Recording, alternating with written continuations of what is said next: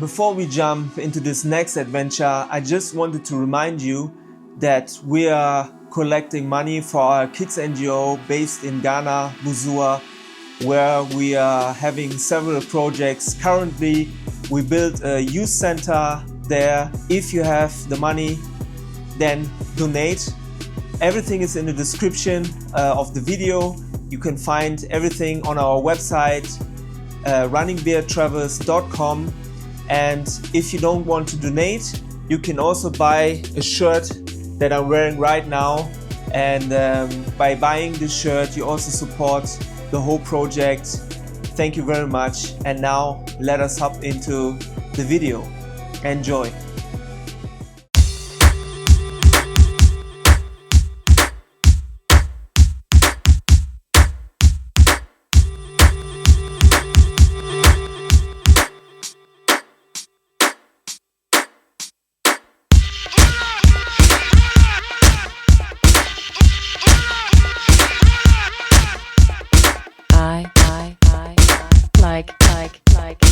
Remix. Welcome to another video on my channel, and as you can see in the back, it's another new bike day. I decided to get myself a gravel bike and do my research on some bikes that would fit my purpose, and I bought the Salsa Journeyer 1, the Apex 1 version.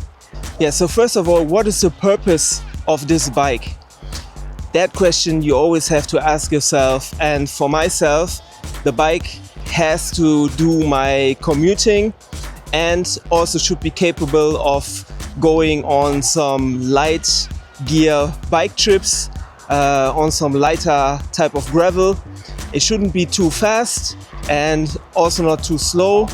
It's a mixture of a typical gravel bike, but with a more upward seating position. That means that it has a more mountain bike style geometry, which fits my purposes quite well because I'm not racing and I need to be comfortable on the bike. This is 2025, and first of all, I wanted to have a bike that wasn't too expensive because the bike has to be outside and I have to do my daily commuting with it, so I didn't want to spend thousands of euros, and also I don't have that money.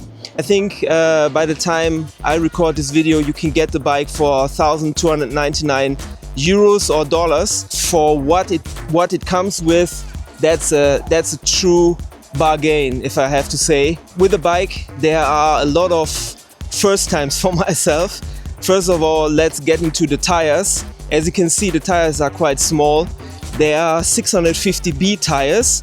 And why did I choose the 650B instead of the 700C? Because the bike is also shipped with a 700C version.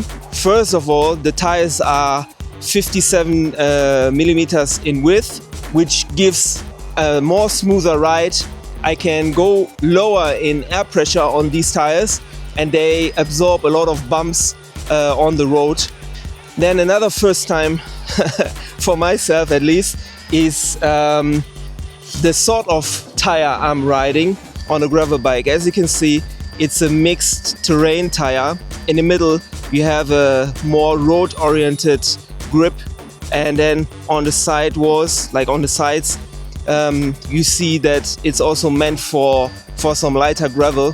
And because I'm mostly gonna use the bike in lighter gravel and then also on normal roads, these tires are quite cool and they get delivered with the bike itself.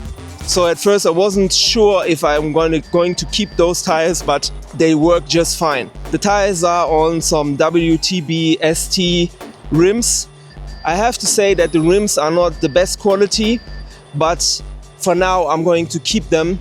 At least they have a decent amount of spokes, but to be honest, I think this is the first thing I'm going to change on the bike, because I'm not the lightest person in the world, and I know that if I'm going on some bikepacking trips with some load on it, I think the first thing that is going to spoil are some spokes in these rims. So yeah, my advice would be at one point at least to change those rims. But for now, I will just keep them and ride them until they fall apart.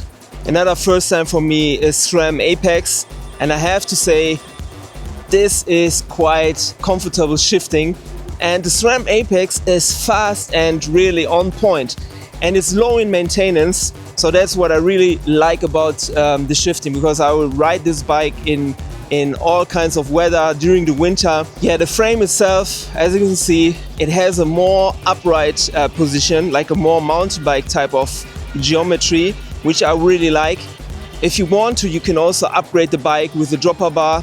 The frame material is aluminium, and the fork is a carbon fork, so it takes a lot of the bumps of the road away. And of course it's more lighter. You just have to make sure that if you want to put a lot of weight on the fork, you got to be very, very careful. So for myself, I won't put that much of weight on the fork. Another thing I love are all the options to mount stuff on the bike. You have 3 mounting points here, 3 here, another 2 here. I think down there is another 2. Then of course 3 on each side on the fork, 2 here, and then on the back you can also, if you want to, you can put on a fender or even a back rack if you want to. So it's a lot of options that you can choose from when it comes to mounting points on this bike.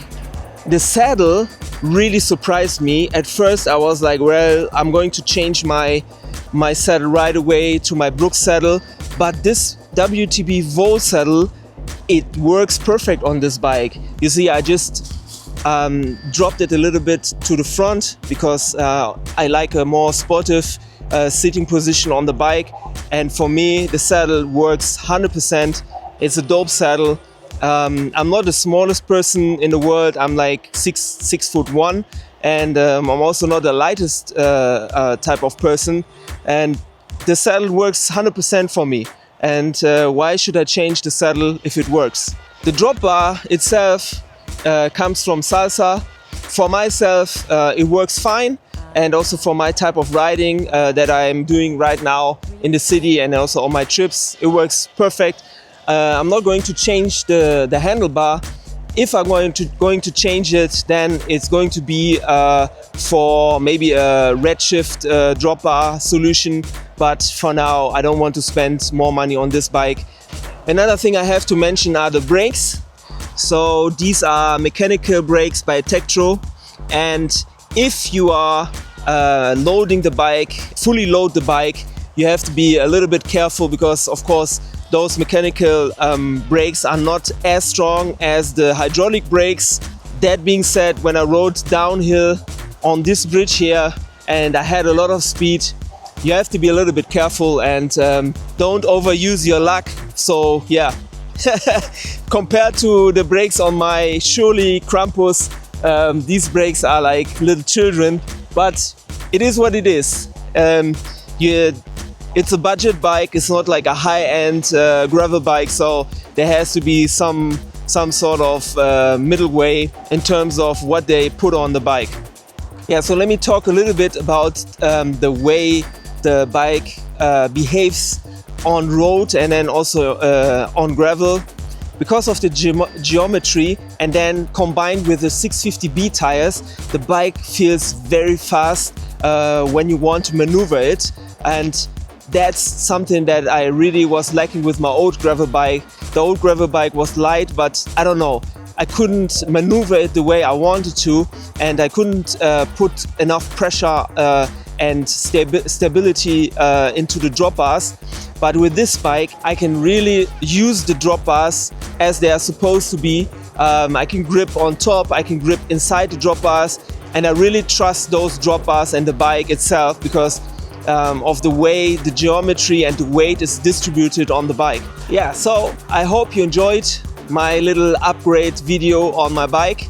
And there are not that many videos about the Salsa Journeyer. I will put the link to the bike itself and all the details on the geometry in the link below.